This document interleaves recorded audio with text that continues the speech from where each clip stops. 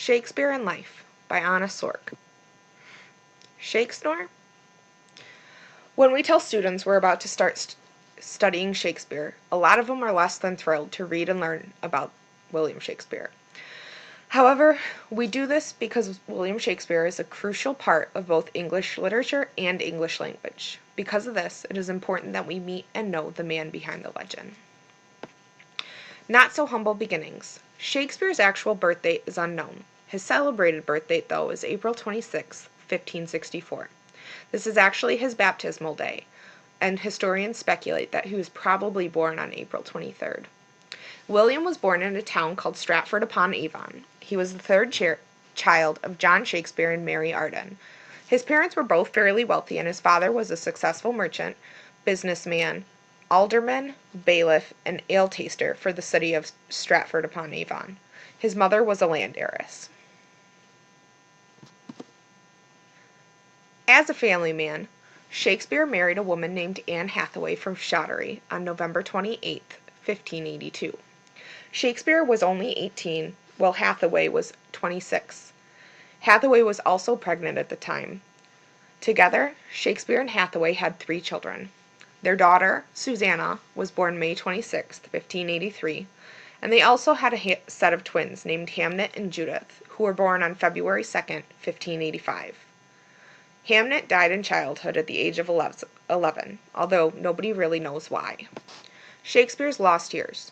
For a period of 7 years, from 1585 to 1592, following the birth of his twin children, Shakespeare dropped off the map. Many theories exist as to what he was doing. Some think he was running from the law for poaching a deer off a lord's land in Stratford. Others think he was working as a teacher's assistant in Lancashire. Some people think he tended horses for theaters in London. I personally think he was being Superman. Just kidding. For a quick write, take 30 seconds and write down an answer to the following question. Where do you think Shakespeare was, and what do you think he was doing during the lost years?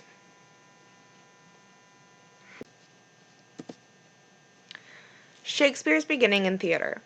Shakespeare's plays can be traced to being performed in London as early as 1592, which is when he resurfaced from the lost years.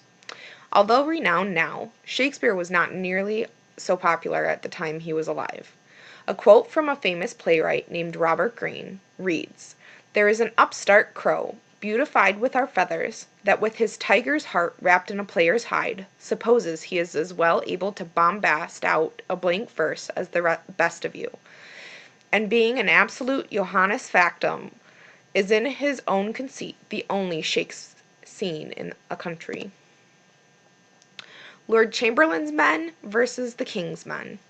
Lord Chamberlain's Men troupe was founded in 1594 under the patronage of Henry Carey, who was followed in his patronage by Lord Chamberlain. Shakespeare famously belonged to this acting troupe for most of his career, and they exclusively owned the right to performing his plays. However, the acting troupe changed names to the King's Men in 1603. This was because King James I ascended the throne and decided to become the company's patron.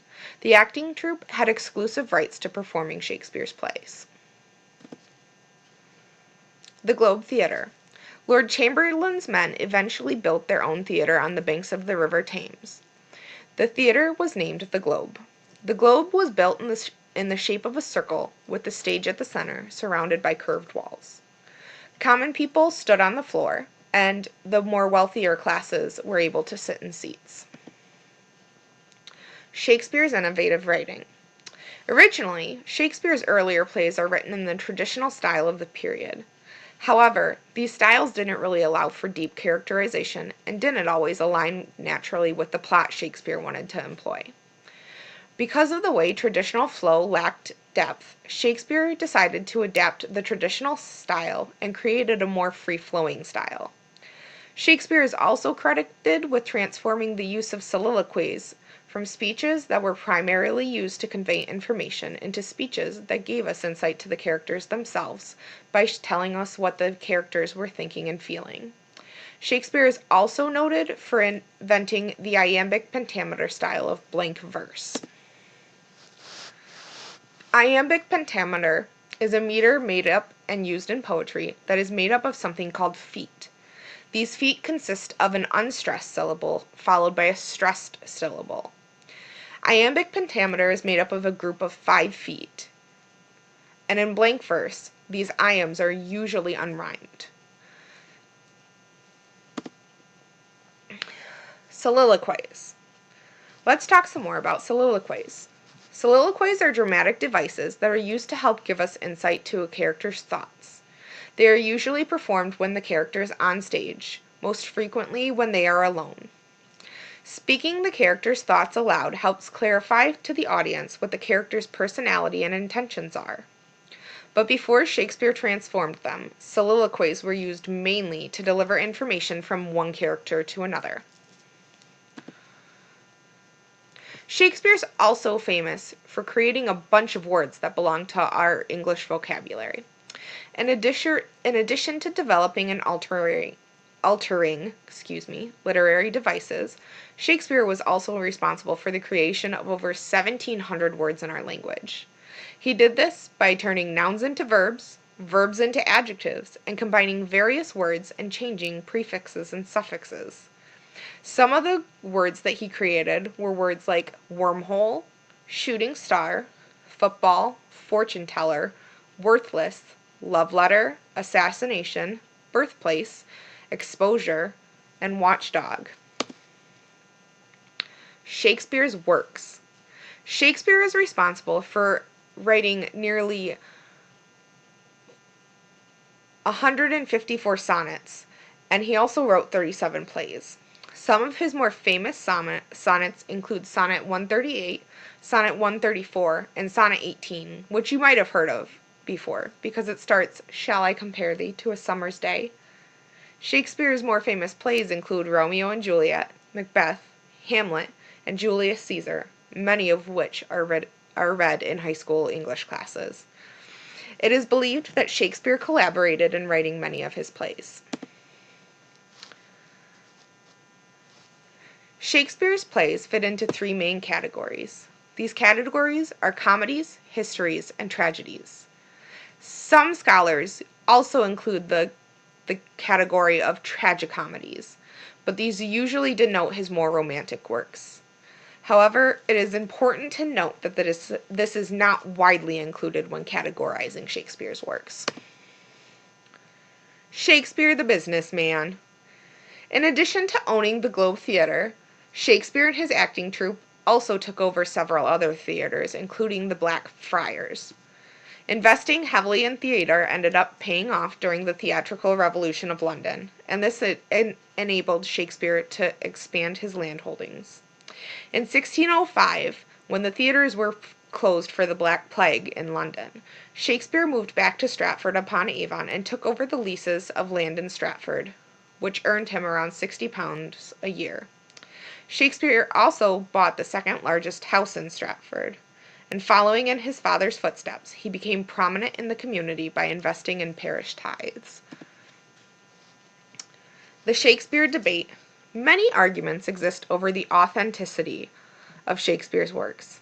Did Shakespeare really write the works he's credited with? Or did he simply take credit for somebody else's work? Well, there's no definitive way to know. There are ways to explore and hypothesize about whether Shakespeare wrote his own works.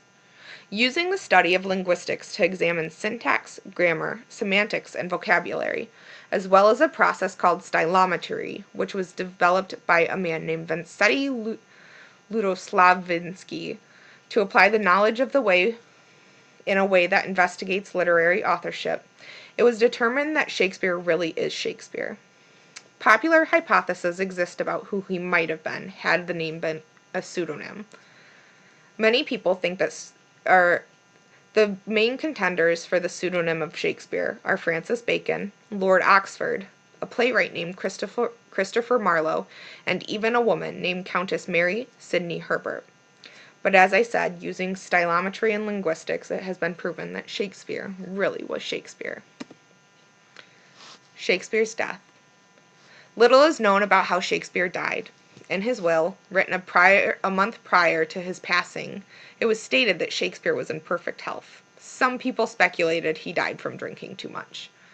Shakespeare died on April 23, 1616, and was buried at Trinity Church on April 25th.